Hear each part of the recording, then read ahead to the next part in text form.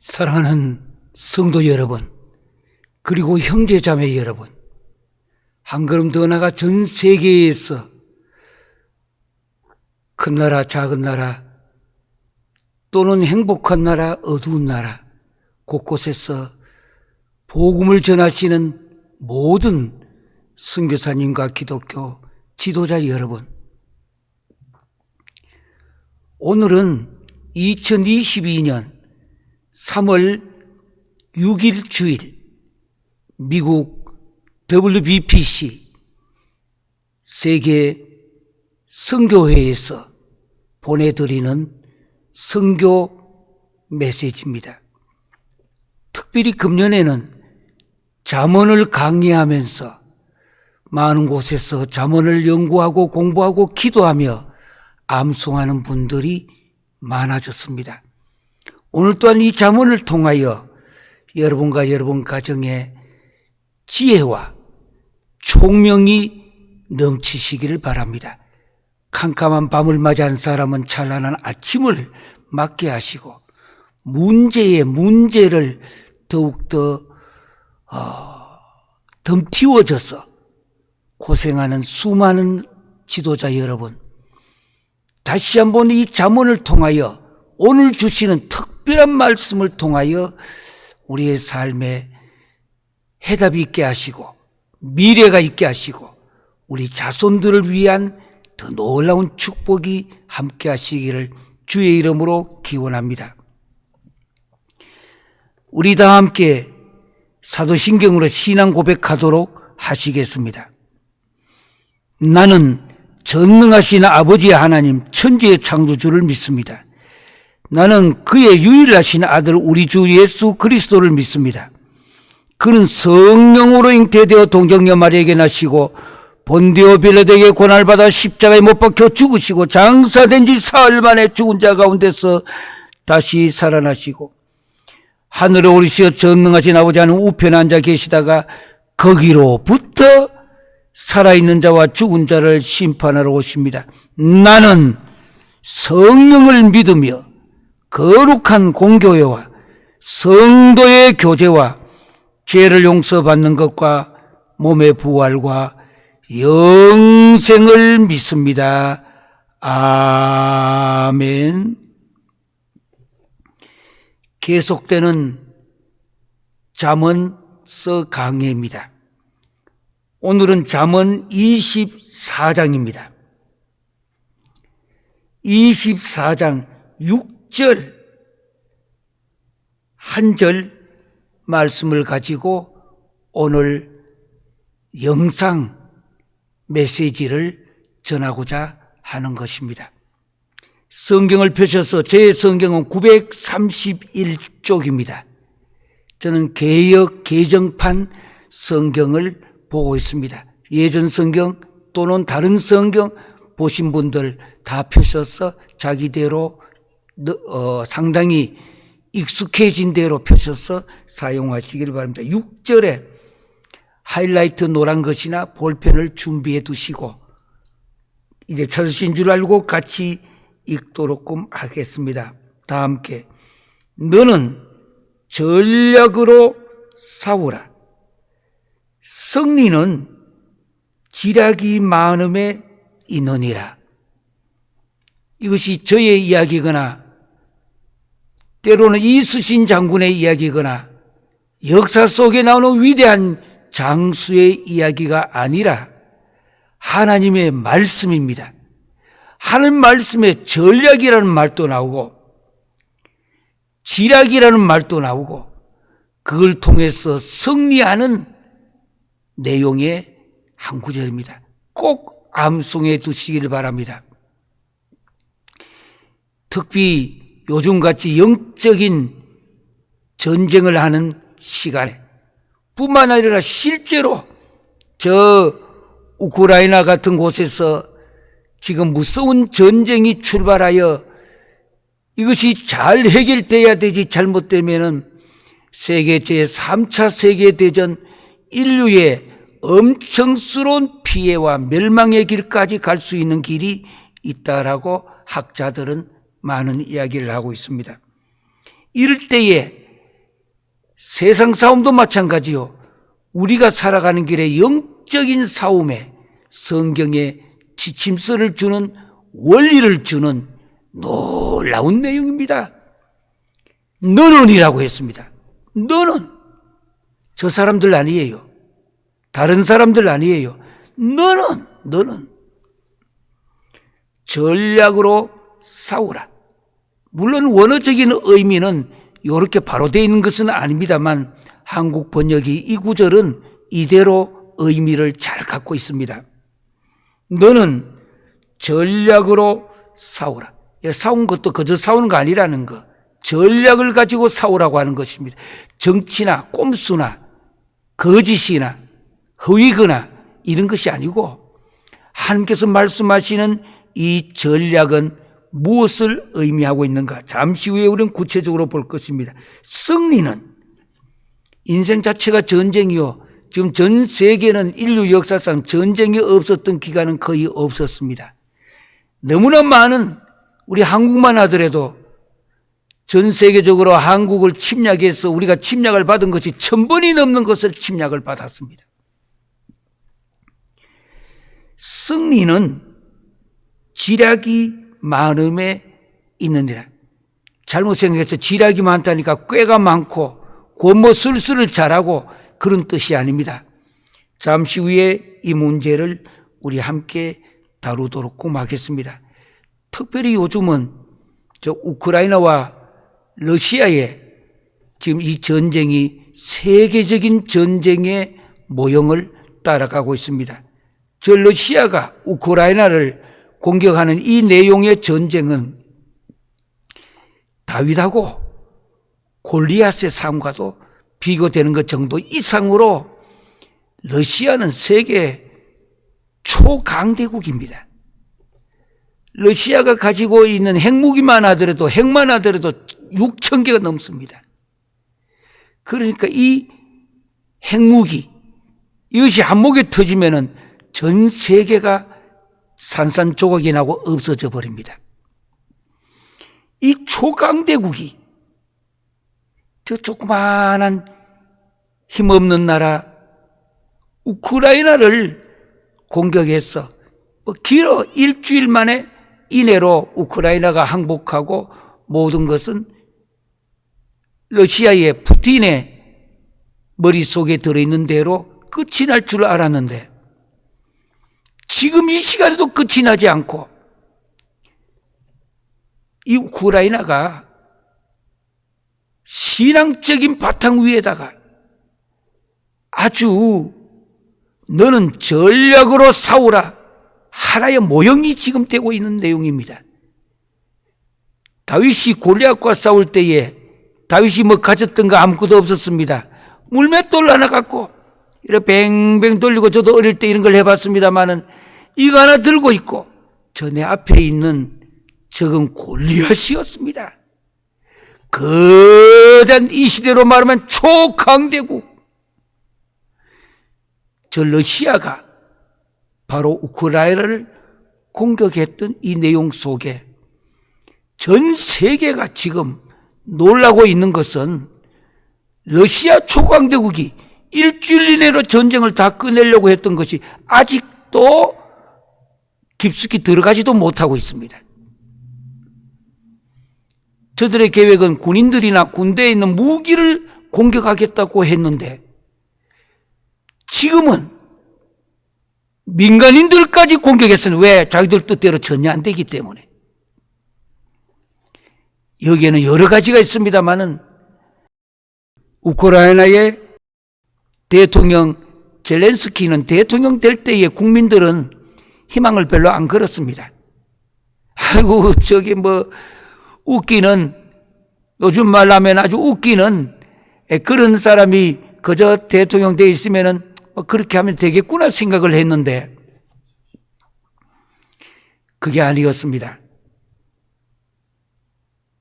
이게 웬일입니까? 사람들은 비웃었습니다. 골리앗과 당시에 있었던 사람들은 다윗을 비웃었습니다. 아이고, 저 조그만한 게 뭐냐고, 저게. 여기 있는 젤렌스키도 키도 크지 않습니다. 그리고 세상에 뭐 뛰어난 전세계 알려졌던 사람도 아닙니다. 꼭 보잘것없던 다윗과 같이 그 당시로 느껴졌던 사람인데, 미국에서 이미 모든 무기와 모든 군대와 모든 전쟁을 비교 끝에 이것은 불과 며칠이시면 끝이 난다 생각했기에 젤렌스키를 미국에다가 망명시키기로 했습니다. 그래도 살리기 위하여. 젤렌스키는 이런 지하에 거절했습니다. 내가 내 민족 그리고 이 우크라이나에 발을 딛고 이곳에서 내가 죽더라도 나는 내 민족의 크고 작고 아니라 대통령이라고 하는 거예요. 나는 보잘것없다는 거. 그러나 국민들과 함께하며 이 자리에서 그대로 내가 죽더라도 이 민족과 함께하겠다. 국민들이 벌떼처럼 일어나기 시작했습니다. 그렇지. 어떤 사람들은 도망도 갔습니다. 물론 지금 되돌아오고 있는 중입니다. 이런 가운데서 미국에서 망명지 준비했는데도 나는 떠나지 않는다. 그러면서 오늘 본문에 있는 대로 너는 전략으로 싸우라. 힘들고 어렵지만은 러시아 공산주의로 더 이상 갈 수는 없다는 것. 그래서 저 유럽 EU 연맹에다가 바로 목숨 걸고 서류에다가 서명을 하여 유럽에다 요청을 했습니다. 즉시 우리나라를 EU에 편입해달라고. 그래야 연합체가 되지니까. 우리는 자유민주주의 국가를 원한다고. 자유민주주의를. 원래 공산주의 나라였습니다, 옛날에. 그러나 자유주의를 경험하고 나니까 국민들이 생각이 바뀌었고, 그래, 이것이 미래의 백성들을 위한, 미래의 우리 후손들을 위해 가장 좋은 제도이고 반드시 우리도 그렇게 가야 되겠구나. 그래서 그 서류를 제출하고 자기는 지하에 땅굴같이 생겼는 지하에 요즘까지 다른 나라가 잘 만들어진 나라도 아닙니다. 그 안에 들어가서 지휘를 하면서 저 러시아는 이 젤렌스키 대통령을 암살하려고 세계에서 가장 첨단적인 사람을 잘 죽이는 용병들 400명을 지금 이 나라에다가 우크라이나에다가 보내었습니다. 왜? 대통령을 암살하려고. 인간이면 두려움도 있겠죠. 그러나 이 젤렌스키는 전혀 두려워하지 않고 이 민족과 우리들의 자녀들과 오고 오는 세대를 위하여 우리는 이 땅에 살다가 간노라고 그것을 기억하게 해야 된다고. 우리 자녀들과 보잘것없고 6살 먹은 애가 그 총탄에 맞아가지고 피 흘리고 죽어가는 모습이 전 세계에 지금 인터넷으로 다 나왔습니다. 전쟁은 비참한 것입니다. 훗날에 전쟁은 기독교인은 그러면 상대편이 있는데 내가 총을 쏘야 되느냐 안 쏘야 되느냐, 전쟁을 하는 이 문제는 죄냐 죄가 아니냐, 전쟁에 내가 참가한다면, 이런 문제들은 성경적으로 다음에 답변을 하겠습니다. 오늘은 우리가 그 문제가 핵심이 아니고 너는 전략으로 싸우라고 했습니다. 전략으로. 탈무드에 보면은 인간의 몸에는 6개의 소용되는 부분이 있다고 했습니다. 유대인들이 중하게 여기는 탈무드에. 그 중에 셋은 자신이 지배할 수 있지만은 또 다른 셋은 자신의 힘으로는 마음대로 할 수 없는 셋이 있다고 탈무드에서 가르치고 있습니다. 전자는 눈과 귀와 코입니다. 이 눈과 귀와 자신이 지배할 수 있는 것과 없는 것이라 했습니다. 그 중에 이 말씀드린 대로 자신이 지배할 수 없는 것이 앞에 셋이 됐습니다. 전자가 눈과 귀와 코이고 또 다른 셋은 자기 마음대로 할 수 없는 것이 입과 손과 발이라고 탈무드에는 그렇게 인간에게는 6가지가 있다라고 가르치고 있습니다. 우리는 보고 싶은 것만 볼 수 없고 듣고 싶은 말만 골라 들을 수도 없습니다. 맡고 싶은 냄새만 선택에 맡을 수는 또한 없는 것입니다. 그러나 우리는 의지에 따라서 좋은 말만 할 수 있고 손과 발을 이용해 하고 싶은 것을 할 수가 있습니다. 과거는 해석에 따라 바뀝니다. 미래는 결정에 따라 바뀝니다. 현재는 지금 행동의 하기에 따라 바뀌는 것입니다. 바꾸지 않기로 고집하면 아무것도 바뀌지 않습니다. 목표를 잃는 것보다가 기준을 잃는 것이 더 큰 위기요 위험인 것입니다. 탈무드에서 가르치는 내용입니다. 인생의 방황은 목표를 잃었기 때문이 아니라 기준을 잃었기 때문입니다. 인생의 진정한 목적은 무한한 성장이 아니라 끝없이 계속되는 성숙에 있는 것입니다. 9년 우리가 사람이 이 땅에 살고 있을 때에 아프지 않고 만약에 요즘은 100세라 이야기하지만 평균 잡아 한 80년 정도, 우리가 한 80년 정도 산다면은 26년간은 잠자는 시간입니다. 그러니까 잠자는 것이 80년 속에 26년간 잠을 자고 9년간 먹고 마시지만은 웃는 시간은 80년 속에 20일 동안에 우리가 웃을 수 있는 시간이라고 계산해서 나왔습니다. 화내는 데만 해도 5년을 보내게 되고 80년 산다 할 때에 기다리는 것에 대하여 3년을 소비합니다. 기쁨의 시간, 곧 웃는 시간이라고 본다면 80평생에 겨우 20일 정도만 기뻐하는 것, 우리 인생이 너무 딱딱한 거 아니냐 이 뜻이에요. 어떻게 살아야 될 것인가. 뿐만 아니라 화내는 시간을 반쯤 뚝 잘라 웃을 수 있다면 삶이 얼마나 더 풍성해지지 않겠냐 그 뜻입니다. 기쁨은 바로 행복입니다. 행복은 누가 만들어주는 것이 아닙니다. 바로 자신만이 행복을 만들 수 있는 것이기 때문입니다. 인생이란 문틈으로 백마가 달리는 모습을 보는 것 같이 삽시간에 지나가는 것이 인생입니다. 삽시간에. 그렇기 때문에 우리가 어떻게 살아야 될 것인가. 본문 다시 한번 보시길 바랍니다. 6절입니다. 너는 전략으로 싸우라. 어떻게 80년을 산다 할 때 어떻게 기본 잡아가. 요즘 100세도 살고 미국에는 저희 교회도 80 넘은 분들이 여러 명이 있습니다.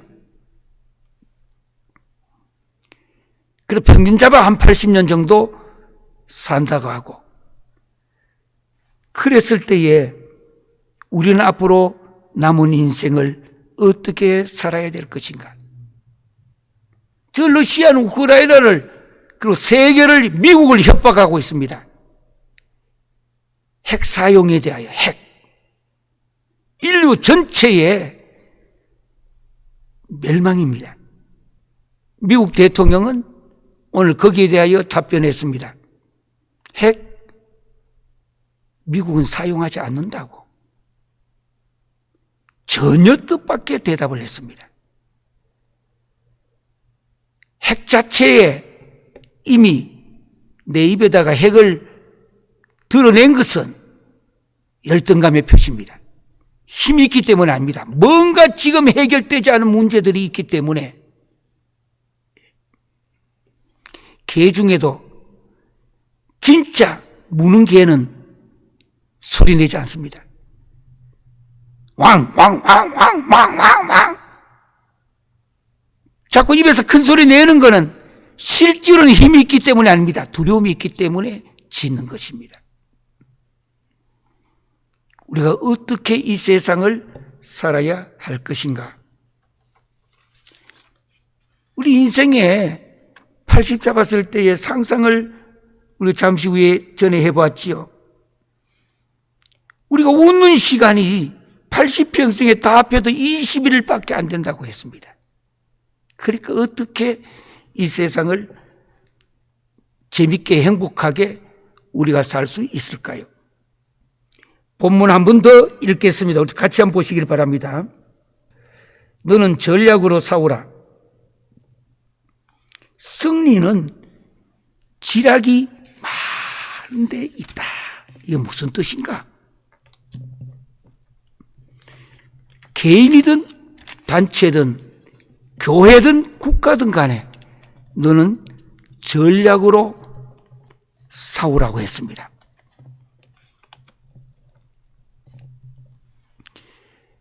너는 여기 전략으로 싸우라. 여기서 싸우라는 동사를 먼저 보시길 바랍니다. 히브리어 원어에는 동사의 의미가 그 본문의 한 75%를 차지하고 있습니다. 조금 더 많이도 되고 적게도 되는 까닭에, 한마디로 말하면 동사가 하나님의 의도의 대부분이라 이 뜻입니다. 하나님의 의도, 하나님의 목적, 하나님의 계획, 하나님의 뜻. 성경에는 동사를 먼저 보는 습관입니다. 태초에 하나님이 천지를 창조하시니라. 물론 이렇게 읽어서 왔습니다. 근데 본래 뜻을 제대로 찾으려면 창조하시니라. 창조한다. 봐라. 창조한다는 말은 질서를 만든다라는 뜻입니다. 창세기 성경이 시작되며 하나님의 의도의 첫 번째 강조점은 질서를 만드신다. 죄는 질서를 깨는 거예요. 전쟁은 질서를 깨는 거예요. 그러니까 동사를 먼저 찾는 습관을 가지시면 성경에 많은 분들이 질문을 합니다. 어떻게 하면 성경 원어에도 또 한국어나 영어나 각 나라 자기 일본어나 스페니쉬나 중국어로 무엇을 먼저 어떻게 해야 성경 해석을 바르게 하고 또 빨리 할 수 있는가 질문이 많이 돌았습니다. 벌써 오래전에 답변을 했습니다.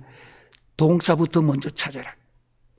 한 문장을 10번 읽기 전에 성경 전체에서 끝까지 먼저 통독을 하라는 거예요. 처음부터 끝까지.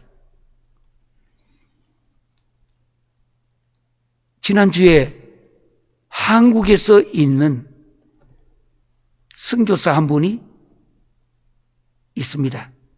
한 분이란 말은 두 분이 같이 있는 선교사인데 둘 다 선교사입니다. 여성 선교사예요.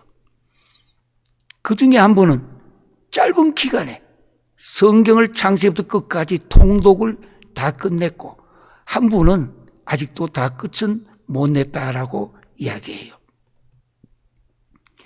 몇 번 읽었느냐? 물론 그것도 번수가 들어갈수록 좋은 것도 있습니다만, 너무 많이 읽은 사람은 그 자체가 때로는 독선적이고 교만이고 때로는 하나님의 영광을 가릴 때가 있습니다. 100번을 읽으면 100번에 100번 정도는 더 겸손해져야 합니다. 말씀이 능력이기 때문입니다. 그런데 처음부터 끝까지 이렇게 통독을 해 나가야 되는데, 오늘 여기에 너는 전략으로 싸우라 했습니다. 이 핵심은 싸우라. 방법이 전략으로. 여기에 싸우라는 단어를 지금부터 좀 깊이 오늘 보려고 합니다. 여기 싸운다라는 요 단어는 밀하마라고 합니다. 밀하마. 밀하마. 밀하마. 요 밀하마는 아주 싸우는 거, 싸움. 지금 이야기하고 있는 우크라이나와 같은 전쟁. 우리 대한민국도 전쟁에 대해 경험이 대단히 많습니다. 싸움, 전쟁, 그리고 전투, 이와 같은 원어를 밀하마라고 하는데요. 이 전쟁의 개념이 무엇이냐?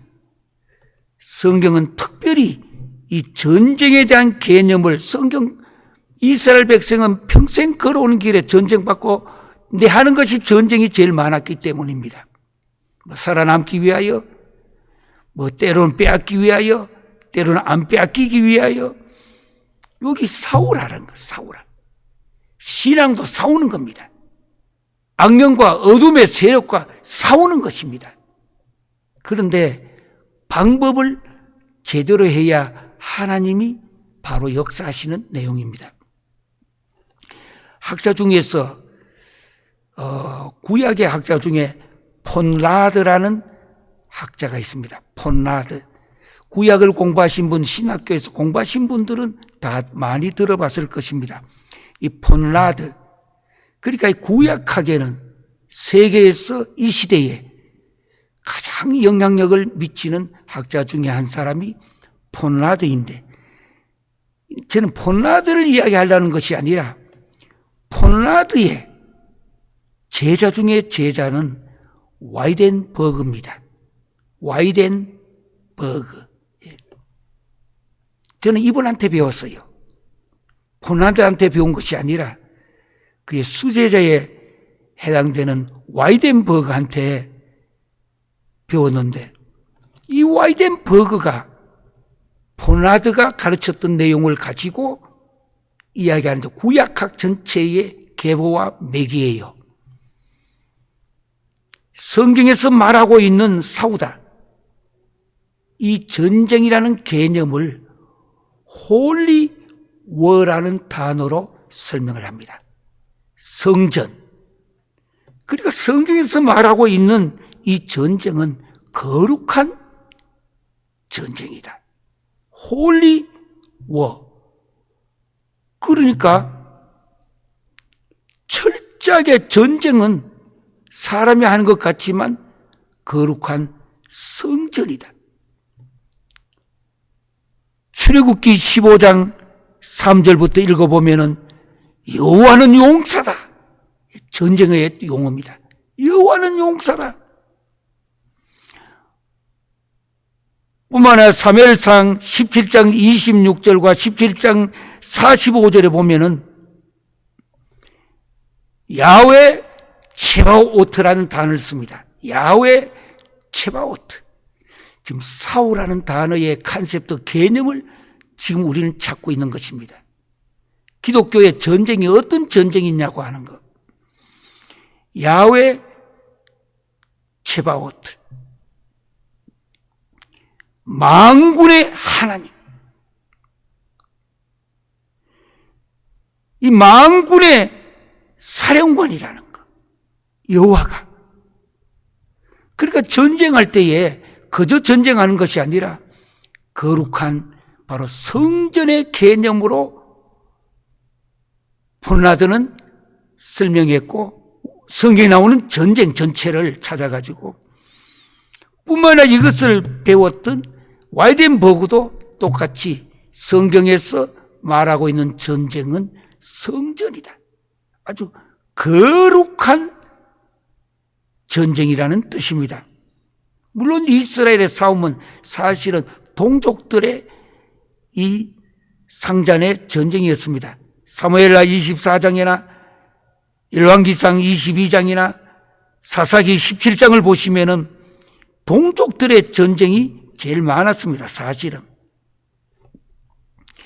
그런데 이 속에서 말씀하고 있는 성전, 거룩한 이 전쟁. 왜냐하면 다시 한번 성경을 보세요. 너는 싸우라. 오늘 핵심은 너는 싸우라입니다. 그런데 뭐로 싸우느냐? 너는 전략으로 싸우라. 전략으로. 방법이 전략이지 전략이 목표가 되면 안 돼요. 우리는 목적이 분명해야 합니다. 기독교의 전쟁에는 목적이 분명해야 되지. 목적이 수단과 방법이 되어지면 안 된다 이 뜻입니다. 그래서 거룩한 이 전쟁이다. 저는 이 와이덴버그 박사님에게는 잊지 못할 내용이 있습니다.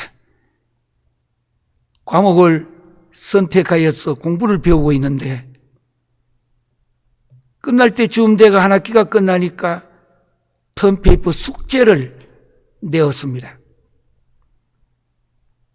이때에 저의 아내는 제가 공부하고 교회에서 받고 있는 이 샐러리가 공부할 등록금을 내기가 좀 어려울 만큼 힘들었습니다. 그래서 몸이 좀 아파서 당시에는 여러 가지 중한 일도 있고 그래서 누워 있었습니다. 이때에 참 좋은 같이 공부했던 친구들이 찾아왔는데 그 중에 한 분은 지금도 제가 존경하고 아주 따르는 사람 하나가 있습니다. 이제 은퇴는 하셨는데 한국에서 감리교단에서 가장 오래된 교회 담임 목사를 하신 송기성 목사라고 있습니다. 참 기도 많이 하시고 인품과 인격과 리더십은 탁월하게 인격적으로 해나가는 함께 지냈지만 많은 것을 제가 생각했고 많은 것을 느꼈던 분인데 제 아내가 아프다고 우리 집까지 찾아왔어요. 기도하고 모든 것을 끝내고 이때 와이덴버그가 냈던 숙제 이야기를 하면서 제가 웃으면서 이야기했습니다. 제가 찾아가서 이 숙제를 어떻게 하면 좋겠느냐. 집에 아내가 너무 아픈데. 그랬더니 와이덴버그가 하는 말이 이렇게 이야기했습니다. 어이구! 먼저 가족이 먼저다고. 학교 턴페이퍼는 세컨이다고. 그래서 그 이야기를 제가 듣고 너무 좋아가지고 예 그러면 내가 하겠습니다. 많은 시간 필요 없고 저한테 기간만 한 2주만 더 달라고. 그리고 이제 제 친구들 분들하고 좋은 대화도 나누었고 그 시간이 지나갔습니다. 한 2주쯤 지낸 후에 제가 턴페이퍼를 다 써가지고 학교에 갔습니다. 교수님에게 내었습니다. 학교에서 성적표가 이렇게 만들어가지고 나오는데 그때 당시는 벽에다 붙여줘요. 그런데 제가 생각했던 것보다가 맞지를 않아요. 제가 판단에는 아주 그 문제는 제가 오랫동안에 연구 많이 했던 부분이기 때문에 아주 잘 됐을 거라고 생각했습니다. 전쟁도 싸우라. 아주 홀리워 문제인데. 그래서 교수를 찾아갔습니다. 이 썰. 나는 지금 제법 잘 썼다 생각했는데 왜 성적이 내가 생각했는 만큼 안 나왔느냐고. 나는 많이 받고 적고 받고 문제가 아니라 많이 받아야 장학금을 받아야 된다고. 스칼라십을. 그랬더니 교수가 뭐가 문제가 있느냐고. What's happening? 이래요. 나는 잘했다 생각하는데 왜 내가 생각한 만큼 너 잘했다고. You did a good job. 왜 그러냐고. 그랬더니 이야기하는 말이 이렇게 이야기를 하는 거예요. 너 잘했지만은 다른 사람보다가 그것을 늦게 냈지 않느냐고. 제가 이야기했습니다. 아니, 늦게 냈는 문제하고 이거 무슨 문제가 있느냐고. 다른 사람은 제때에 온 타임에 냈고 너는 제때에 안 냈기 때문에 내용은 퀄리티는 엑셀런트, 아주 우수하다고. 그러나 시간을 늦게 냈기 때문에. 제가 이야기했습니다. 아니, 그럼 미리 이야기해야 되지. 아니, 네가 늦게 내도 성적이 괜찮으냐고 내한테 묻지도 않았지 않았냐고. 그래서 지금 평생에 그 와이덴버그 교수의 홀리워, 성전에 대한 문제, 거룩한 전쟁은 제가 놓치지 않습니다. 아무리 몸이 아프고 힘들어도 준비해야 될 것은 3일을 잠을 안 자도 끝을 내는 습관이 그때부터 생겼던 것입니다. 여기 바로 너는 전략으로 싸우라. 이 싸우라는 말이 밀하마.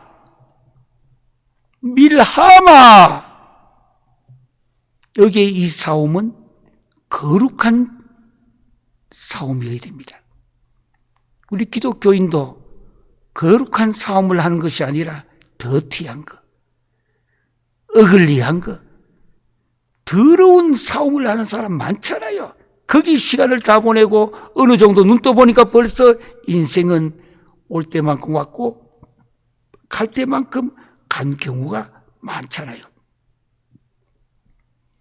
그래서 오늘 성경 본문은 성전인데, 기독교의 전쟁은 거룩한 전쟁인데, 다만 너는 전략으로 싸우라. 전략으로 싸우라. 전략으로. 너는 전략을 가지고 싸우라.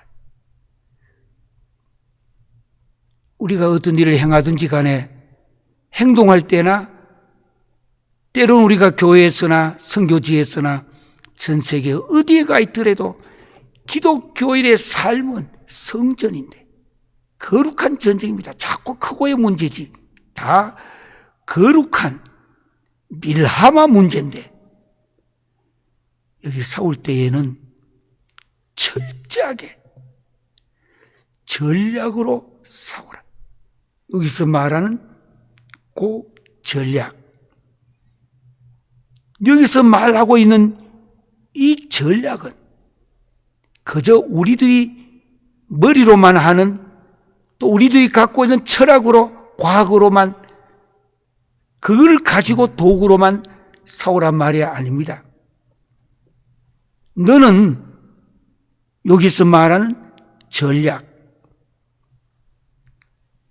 경험자들의 이야기가 될 수도 있겠고, 무엇보다도 말씀에 의지하여서 하나님께서 주시는 그 지도와 조언으로, 하나님이 주시는 디렉션으로 그것을 가지고 싸우라는 것. 그것을 가지고.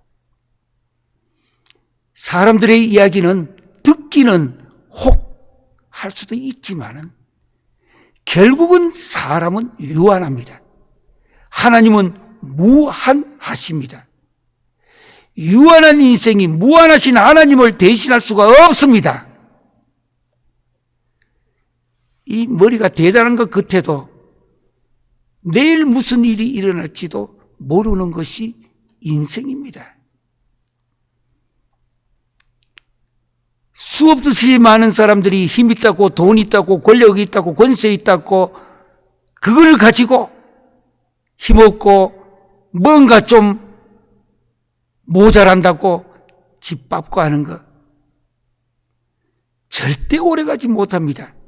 여기서 말하는 이 전략은 싸우다라는 그 단어의 컨셉트의 주체자가 되시는,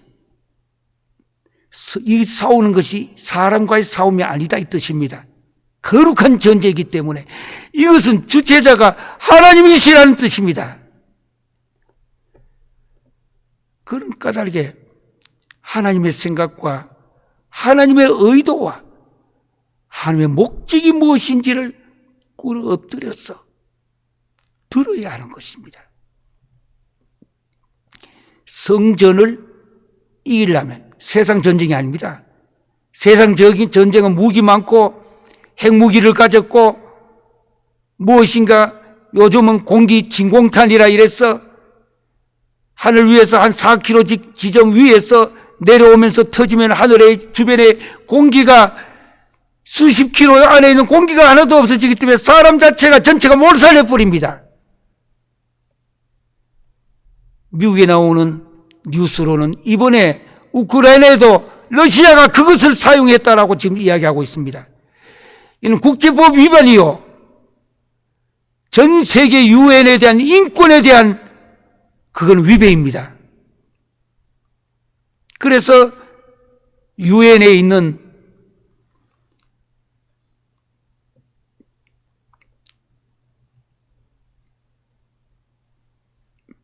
국제재판소에서 인류에 대한 파괴로 지금 러시아를 조사하기 시작했습니다. 지금은 힘있고 이긴다 하지만은 역사의 마지막 판결은 그렇지 않습니다. 하나님이 내리시는 마지막 판결은 전혀 다를 수가 있기 때문입니다. 예수님 십자가 못 박혀 죽이실 때 다 끝났다고 이제는 모든 것이 다 끝났다고 했지만 하나님께서 끝나지 않았다면 전쟁은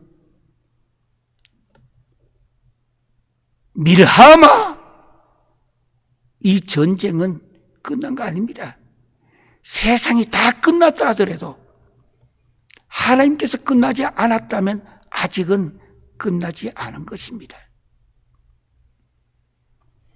지금은 힘도 없고 보잘것없어서 많은 사람들이 죽고 어마어마한 사람들이 많이 죽었습니다. 우크라이나 지금 이 전쟁을 통해서 총도 없고 한국까지는 없는 사람, 우크라이나 시민들 중에는 러시아 탱크가 몰려오니까 그 앞에 줄을 서가 우리를 탱크가 밀고 가라고 빈손으로, 우리나라는 우리가 지키고 우리 자손들과 오고 세대를 위하여 우리는 죽어노라고 하겠다고.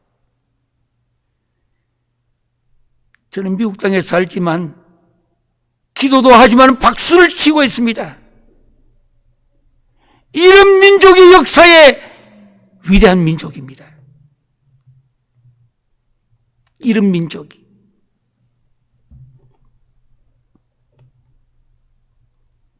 이렇게 생각하는 사람이 한 나라의 위대한 지도자가 되어야 되는 것입니다.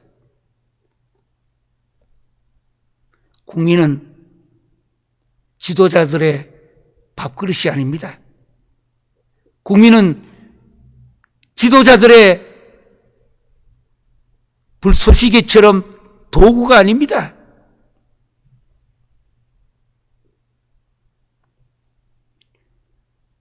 너무나 세상은 지금 타락하고 너무나 세상은 무너져 가고 있습니다. 그렇기 때문에 너는 전략으로 싸우라. 밀하마, 거룩한 전쟁이기 때문입니다. 기독교에는 작고 큰 모든 것이 밀하마, 거룩한 전쟁 성전이기 때문에 하나님의 지혜를 구해야 합니다. 하나님의 지혜. 이스라엘은 전쟁하기 직전에 온 국민들, 군인들이 목욕을 하고 모든 전쟁을 다 마친 후에 전쟁하지 않습니다. 마지막은 제사장의 허락이 나야 됩니다.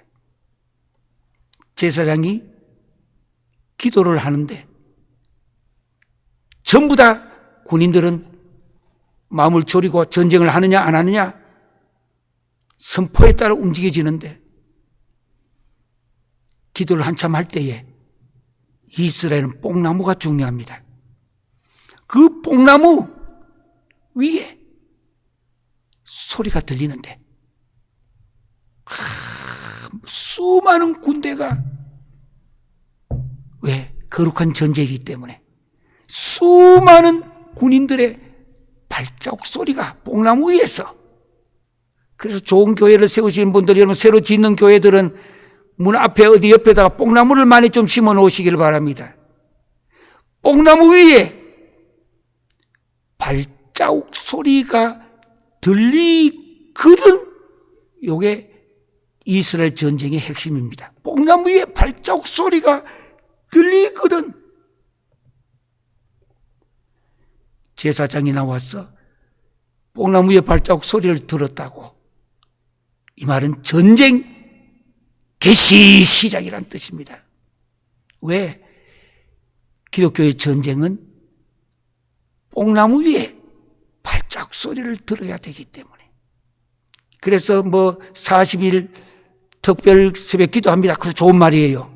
더 좋은 것은 40일 뽕나무 위에 발자국 소리를 듣는 기도회를 합니다. 그게 바로 성경적인 기도회예요. 그래서 오늘 성경 본문에 보니까 승리는 지략이 많은 것이라.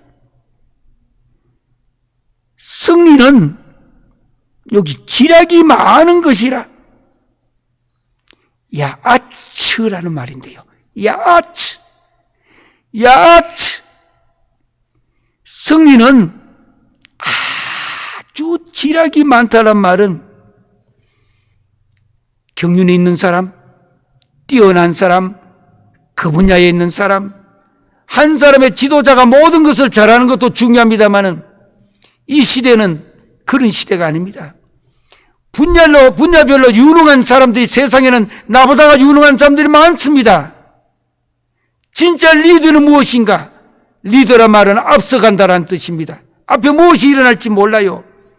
앞서가는데 거기에는 짐승도 나타날 수도 있고 웅덩이가 있을 수도 있고, 앞서가는데 그 리더라는 말의 뜻입니다. 그 리더의 본뜻은 신약에는 뭐냐?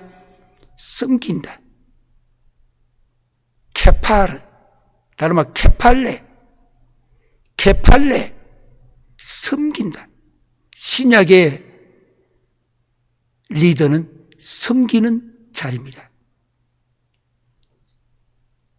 모든 것을 잘하는 것도 중요하지만 분야별로 잘하는 사람들을 잘 섬겼어. 하나의 목적을 이루어가는 것이 신약에서 말하는 리더십의 결론입니다. 사랑하는 성도 여러분, 지도자 여러분, 오늘 잠언 24장 6절은 너는 전략으로 싸우라. 싸우라. 거룩한 전쟁이다. 전략이란 것은 하나의 수단과 방법이지 이게 목적은 아닙니다. 싸움이에요. 그 뒤에 보니까 승리는 지략이 많음에 있느니라. 전문가들, 경륜 많은 사람들의 수많은 이야기를 잘 종합해서, 그게 지도자라 이겁니다. 잘 분석도 하고 어느 것이 하나님의 뜻이 맞는가, 뽕나무 위에 발자국 소리를 듣는 사람이 지도자입니다.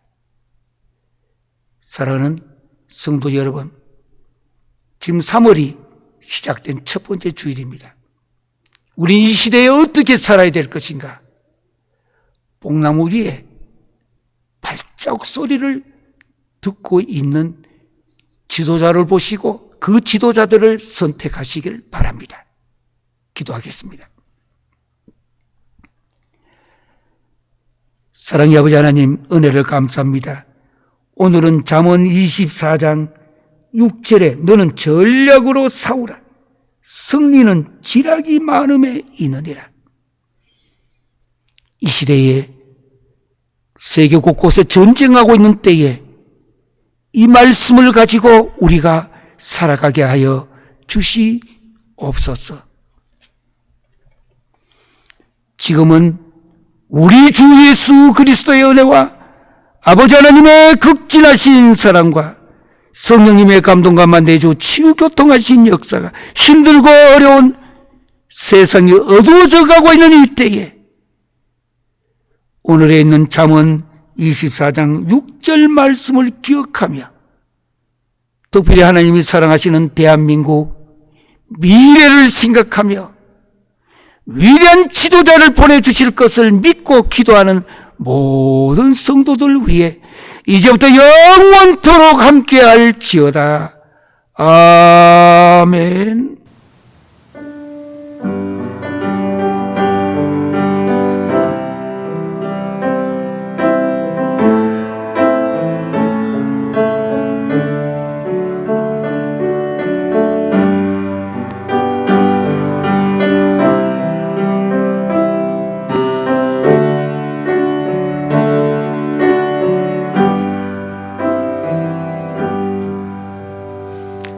사랑하는 성도 여러분, 오늘은 왼손을 밑에 놓고 오늘은 엄지척을 하면서 이렇게 한번 소리 내보십니다.